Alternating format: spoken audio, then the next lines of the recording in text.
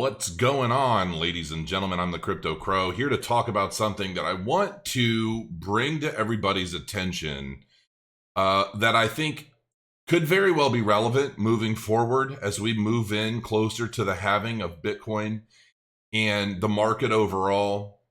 I wasn't even planning on doing this. I was going through some stuff, and I was just kind of looking at the past a bit, and I was looking at the sentiment, what a lot of people are talking about right now, and it dawned on me that as we move closer into the halving of Bitcoin, what's expected to happen, right? A lot of people are saying, well, post-halving, we're going to moon, right?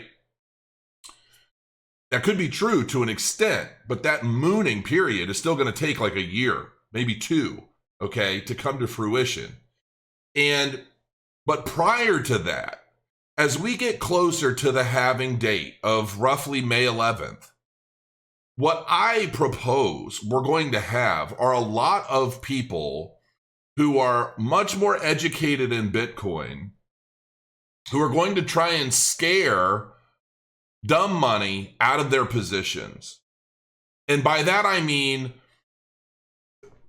so here's the thing, and it's blatantly obvious to me that a lot of Bitcoin traders, or even altcoin traders for that matter, do a lot of algorithmic bot trading. I do it myself. I love it. It's a lot of fun. But there are people who do it en masse. There are people who do algorithmic bot trading with thousands of Bitcoin at a time over multiple exchange accounts, so forth and so on. And they're also able to move the market in different ways. Hell, the exchanges are doing a lot of this as well. I mean, we know, like, between wash trading, beefing up volumes, things like that, I believe, in my own personal opinion, that these exchanges are moving the price in different directions as well, because they have statistics that show around this time of year, this is the typical trend, this is the typical buying habit of a user. Exchange operators have a lot more data on the typical end user in the retail market than we do. We can post guesses and we can look at the order books and things of that nature, but they have actual customer statistics and data, hard data, where they can say, around this time for the past 2-3 years, around Christmas time, this happened. Like, at all the it's the same as like retailers. Like, they know around Christmas time, revenue goes skyrocketing, right? Then you have the biggest retail day of the year, Black Friday, right? I mean, it's the same thing.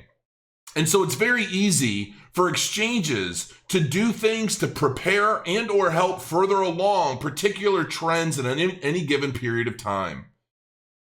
All this video is about is it's basically beware of the Bitcoin halving, in the sense that if you are a holder, it would not shock me right now to see some sort of snap downward trend fake out. And by that I mean, I could potentially see a potential downward trend, but kind of a flash crash in a sense. One last flash crash to scare out everyone else before we get to the actual halving date of Bitcoin. And I just want people to think about this, because what happens if you've got a lot of these technical analysis gurus out there and they're talking about, oh, we could still see $5,000, we could still see this, we could still see that. Sure, anything's possible. We could see $1. I mean, it's not going to happen, but it's always possible, okay? And I wanted to show a little bit of data. I was working up some things, but see, the thing of it is that people that are trading, you can't effectively set up a stop loss through a flash crash. It just doesn't work. The exchanges and the order books are going to blow right through your stop loss, which means you're ultimately going to ride the wave down, which that's fine. In my opinion, that's kind of what I'm warning for, in the sense that what's going to happen is you're going to have people that I think, and I know I'm struggling through this because I have so much in my head and I don't know how to get it all out right now. Okay. Consider me a big whale. Okay, I've got thousands of Bitcoin. I have thousands more Bitcoin this halving period than I did the last halving period, because I've always had enough to move the market, and I'm part of a syndicate, perhaps, a group of whales, and we know how to move the market. And we can take a good or bad news article that comes out in the morning. We all send a text to each other. We're going to send the market down today. We're going to send the market up today. Get ready to buy more. Get ready to accumulate. Get ready to liquidate. Whatever it is. I believe this happens. Okay. We'd be fools to think otherwise. And I believe this has been happening since the beginning. And we know that by the time we get to the next halving date, it's going to be very likely that people are no longer, we're going to have much fewer people selling their Bitcoin than there are buying it. Because post-halving, it's going to be very likely to some degree that we're going to start seeing a tick upward. And we're going to see a tick upward until we get to a parabolic run-up that peaks out possibly at $150,000 Bitcoin. Okay, likely in 2021, 2022, maybe, I don't know. It's going to take at least a year, probably 2 years till it peaks out. That's my opinion. Okay, it's not financial advice. But what these whales are going to want to do, because let's face it, a lot of these guys, I mean, they use each other, they help each other, but they're also greatly competing against each other. They want to screw thy neighbor. That's just what they do. Whether it's their billionaire investor friend that they just get chuckles out of screwing each other out of multi-millions, or it's how much can they suck out of the public. Let's keep the public poor. Let's freak them out. Let's scare the shit out of them before this halving. Now, because what's going to happen is there's a lot of, I see it so often. The market does a flash crash. People panic. They're like, oh my gosh, it's going down even more. Then what happens is you've got all these YouTubers out there and they're like, I saw it coming, right? Because they said for the last year it could go up or it could go down. So they always see it coming. Okay. And so then the price action's moving down. Then you have all these YouTubers out there saying, oh, we're bearish. The price is going down. We could see $2,000. We could see $500. We could see $50, right? And so then that starts scaring the shit out of everybody. And then they just start dumping their stuff, which I believe personally, I don't listen to any of that shit anymore.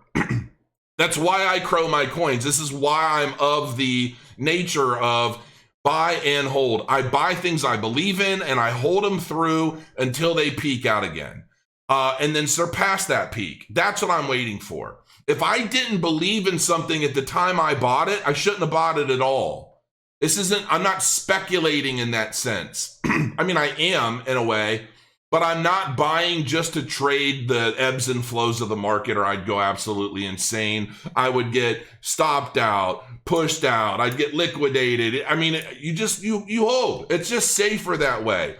You put yourself into a diversified portfolio of positions and you hold. And if half of them do insanely well and the other half don't, you're likely still going to be much further ahead than if you were trying to actively trade everything that's going on in the market, or you're trading the technical signals that every YouTuber out there is trying to sell you. Okay? That's just the truth in my opinion. I don't know. Can it be the truth if it's my opinion? I feel like I'm always pretty truthful, so I don't know. But anyway, we're going to look at a little history here. This here is the date of the last halving, okay? Now, this was July 4th, okay, of 2016. Now, what you're going to see, we are, according to like our next halving, we're about right here right now, okay? If I were to kind of time it out, February, March, April, May, June, July, maybe we're somewhere around here. So technically speaking, if I'm a whale, I'm looking at this and I'm thinking, wow, the public and all the YouTubers and everybody that talks about this, they're expecting a big pump. And then right before the halving, what did we see? This is a 30% flash crash down. Okay. This is a 30% flash crash down, and then it leveled out. So it wicked down. So, okay. But then it started to go in and it started to fill that wicked expectation, right? Some might call it a gap or whatever.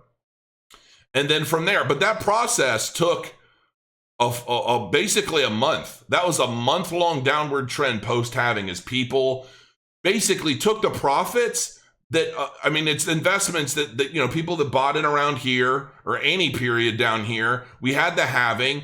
We had a flash crash that scared a bunch of people out of their positions. That sentiment from that flash crash continued on and then pushed the price down a little further post-halving for about a month until we started our full uptrend for the next bull season.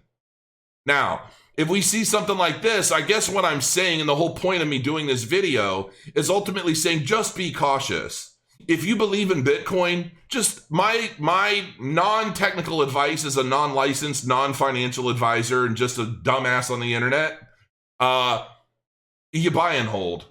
You know, because if we believe that this market is cyclical and that we're going to repeat another parabolic bull run at some point in the future, if you believe that Bitcoin is going to be higher tomorrow than it is today, higher next year than that was yesterday, so forth and so on, there's no real reason to get scared out of a position. It doesn't really matter what the YouTubers say. It doesn't, and like I always say, don't ever even listen to me.